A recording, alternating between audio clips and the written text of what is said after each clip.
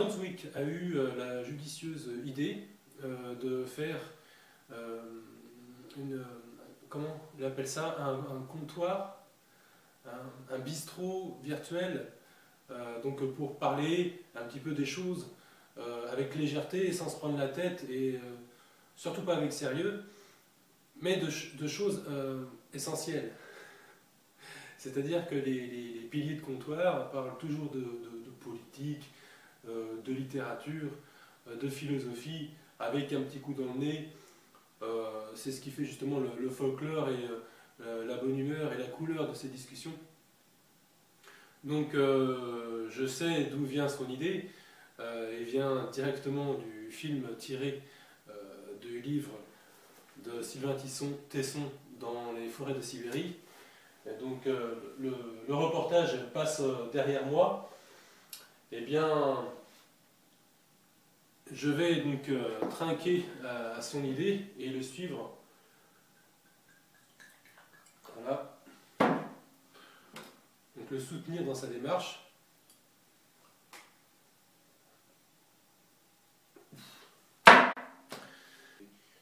Je trouve ce livre absolument passionnant.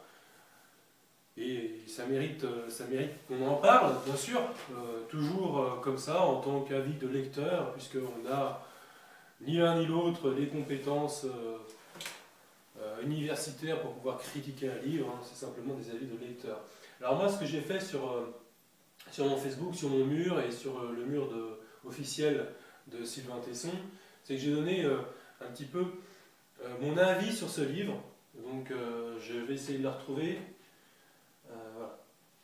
Alors, aujourd'hui, j'ai eu de la chance. Il a fait très froid. J'ai pu enfin finir dans les forêts de Sibérie.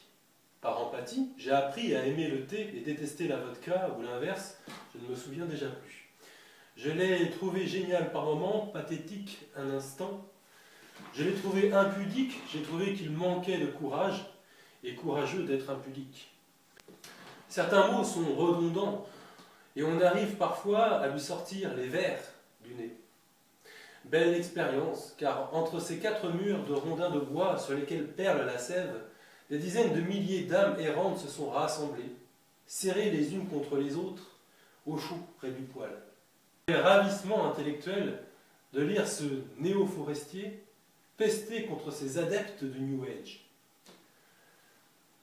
On se reconnaît tous en Sylvain Tesson, j'ai adoré. Alors, néo-forestier versus New Age, quelle est la différence? On peut se rendre compte que finalement, Sylvain Tesson avait pressenti ce phénomène qui allait trouver un nom. C'est le survivalisme. Sylvain Tesson, lui, l'appelle néo-forestier. Je vais reprendre son passage. Alors, donc, page 93.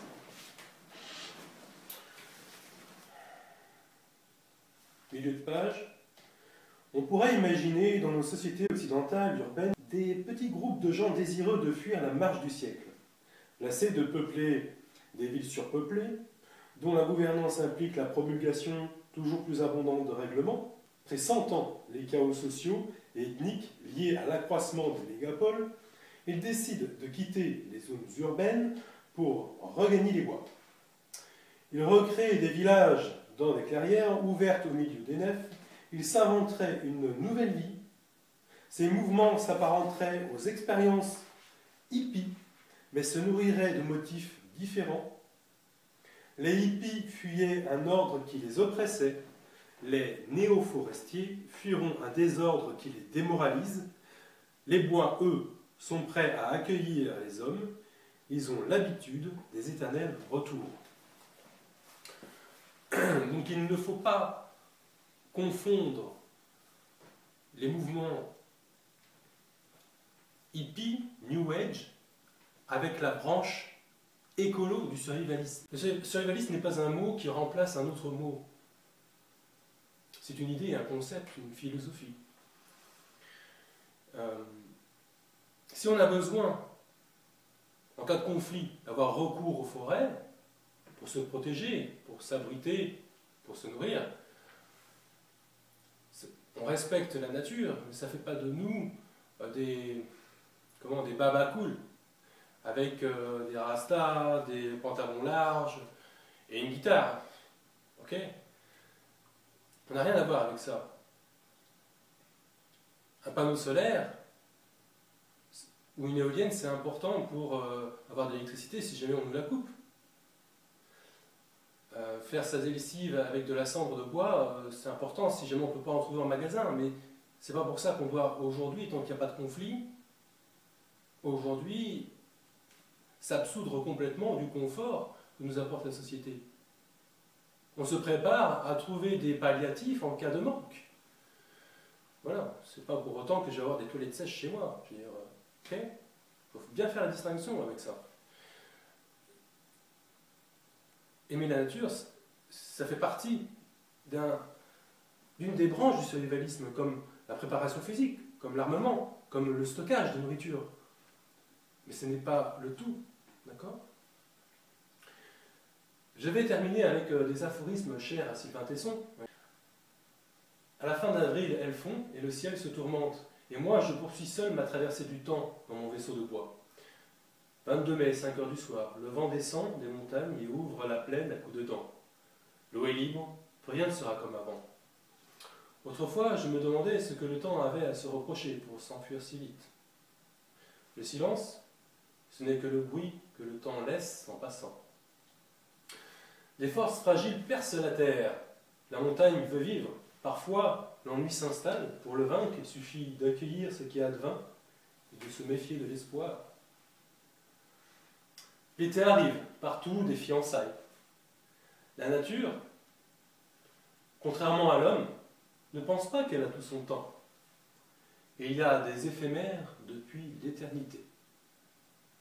Je vais vous laisser avec le trailer du documentaire qui s'appelle 6 mois de cabane au Baïkal. Je vais vous parler également d'un film extraordinaire de pur survivalisme, Tech Shelter. Festival de Deauville 2011, Grand Prix du Festival de Sundance, Festival de Cannes 2011, etc. etc. Donc c'est un film qui parle de 3 choses qui me touchent particulièrement. C'est un film dont les bases sont l'instinct, la folie et la préparation. Voilà, c'est la base en fait de ce film-là et c'est pour ça que je me retrouve 100% et que j'ai vraiment adoré dans ce film, que j'ai dû télécharger parce que malheureusement il n'était disponible qu'à 3 heures de route, 6 heures aller-retour, projeté dans des salles obscures non reconnues. C'est sûr que c'est pas le genre de film que vous allez trouver au Méga CGR, c'est le moins qu'on puisse dire. À voir absolument.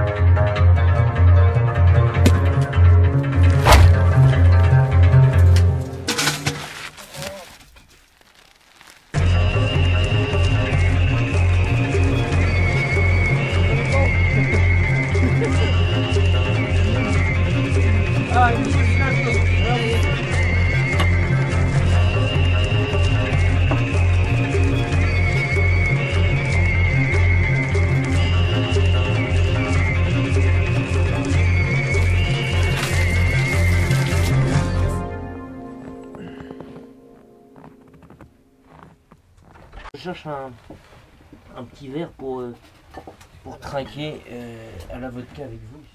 Voilà. Alors, ce premier toast, mon cher Laurent, à l'amitié et à la distance physique et géographique qui ne sépare pas les esprits amis. Voilà, la géographie n'est rien lorsqu'on partage une histoire commune.